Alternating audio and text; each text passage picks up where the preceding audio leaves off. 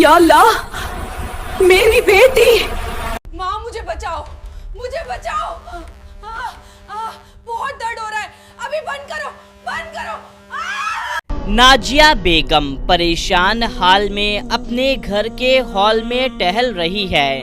رات کا وقت ہے، ان کی نظر اپنی بیٹی عائشہ کے بند دروازے پر ہے۔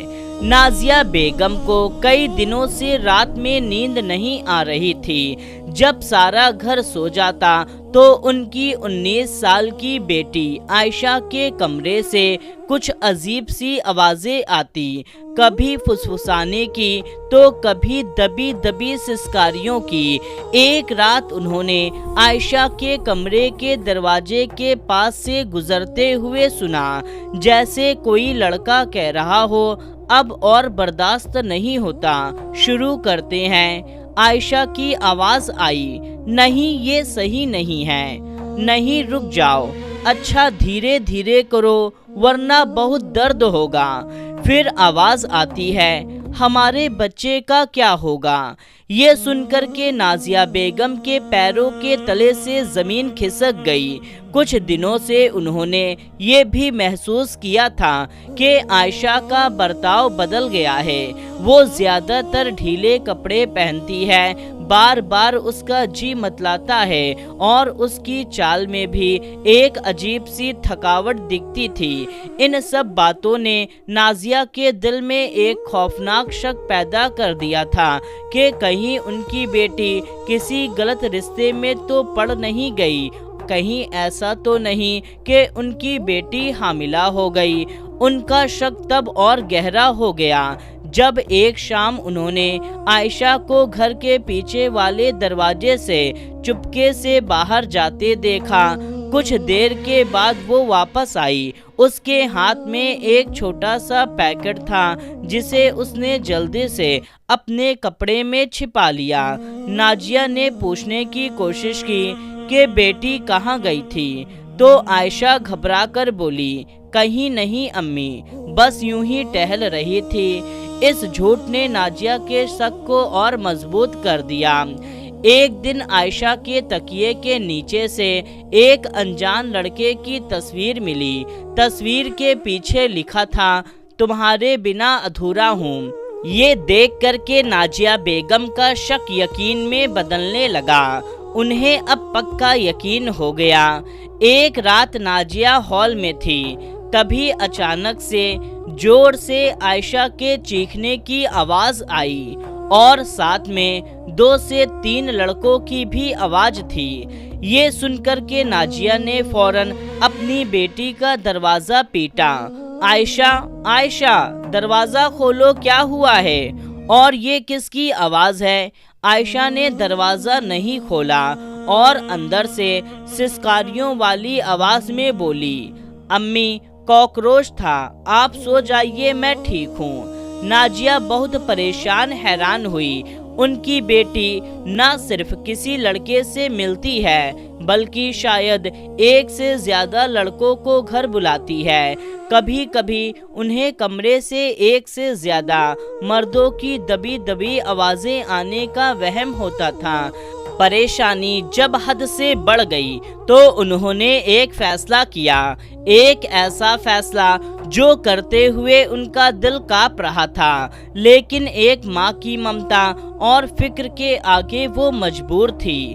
نازیہ نے اپنی بیٹی سے بولا، عائشہ بیٹی، تمہاری خالہ کی طبیعت کچھ ٹھیک نہیں لگ رہی، تم ایسا کرو، ان کے یہاں ہو کر آؤ، ان کے پاس جا کر آؤ، ان کا دل بھی بہل جائے گا۔ عائشہ نے بولا، جی امی، آپ فکر نہ کریں، میں آج ہی چلی جاتی ہوں۔ عائشہ کے جاتے ہی نازیہ بیگم نے فوراً ایک CCTV میکینک کو بلایا اور اپنی بیٹی کے کمرے میں ایک چھوٹا سا اسپائی کیمرہ لگوا دیا۔ کیمرہ لگواتے وقت ان کی نظر الماری کے کونے میں پڑے ایک چھوٹے سے ڈبے پر گئی جس میں کچھ دوائیاں تھیں۔ انہوں نے کانپتے ہاتھوں سے ڈبہ کھولا، لیکن دواؤں کے نام پڑھ کر کے انہیں کچھ سمجھ نہیں آیا۔ ان کا شک اور گہرا ہو گیا۔ आयशा घर वापस आ चुकी थी। रात का वक्त है। नाजिया बेगम अपने कमरे में दरवाजा बंद करके कांपते हाथों से अपने मोबाइल पर सीसीटीवी फुटेज देख रही है। नाजिया बेगम ने डरते डरते अपने फ़ोन पर कैमरे की लाइव फीड ऑन की। उन्होंने देखा आयशा कमरे में आई, लैपटॉप खोला और हेडफोन लगा लिया। नाजिया की सांसें रुक सी गई। अब सामने आएगा सच, उन्होंने सोचा, लेकिन लैपटॉप की स्क्रीन पर जो देखा उसे देख करके नाजिया की आंखें खुली की खुली रह गई। स्क्रीन पर किसी एक लड़के की नहीं बल्कि 10 से 12 छोटे छोटे बच्चों की तस्वीरें थी। ये किसी बस्ती के गरीब बच्चे थे जो एक ऑनलाइन क्लास से जुड़े हुए थे।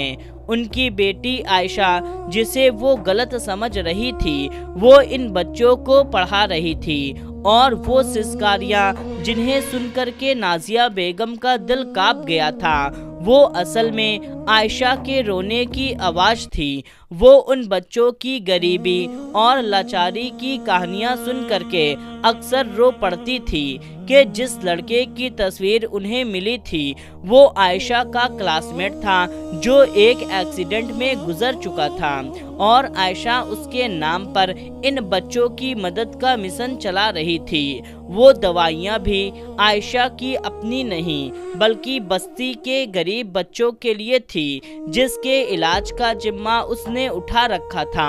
और आयशा के चीखने की आवाज़ जब वो बच्चों को डांटा करती थी, उन पर चिल्लाया करती थी, ये सारी वही आवाज़ें थीं। और वो पैकेट जिसे उसने छुपाया था उसमें बच्चों के लिए पेंसिल और कॉपियाँ थी जो वो अपनी पॉकेट मनी से लाई थी। नाजिया बेगम अपने फ़ोन को देखे जा रही है और उनकी आंखों से आंसू बह रहे हैं। अपनी बेटी की इस सच्चाई को देख करके नाजिया बेगम का दिल भर आया।